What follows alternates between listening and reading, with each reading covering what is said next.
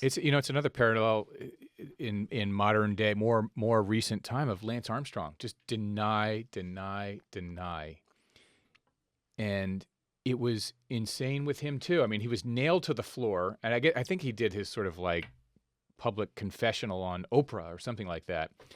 But that was long after his public death. I mean, everybody knew he was cheating, and in this case with Pete Rose gambling, the whole world kind of knew it, and yet it's just you can't quite.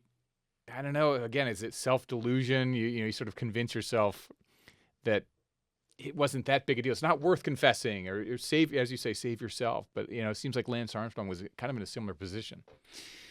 One thing that I think is different about those two men relates to addiction. Again, Pete has been almost self-contradictory over the years about whether or not he was addicted to gambling in the 1980s. Again, my reporting makes clear through interviews with people who were there, through interviews with people who placed his bets, through interviews with people who saw him lose tens of thousands of dollars in a matter of hours or days, that he was absolutely addicted. And what I'm about to say next is not part of the book, but I have done a lot of reporting around gambling and our landscape of gambling today in America, and specifically around gambling addiction.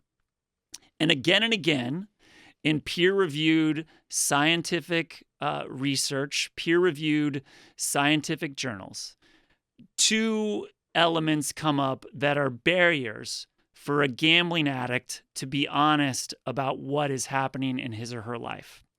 The first is shame, and the second is indebtedness.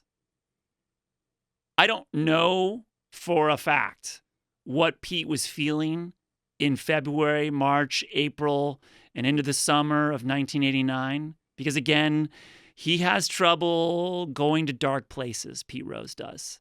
Mm-hmm. What I can tell you, again, based on my reporting, Pete Rose was absolutely in debt to bookies in the 1980s.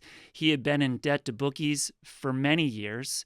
It concerned a lot of people in his inner circle.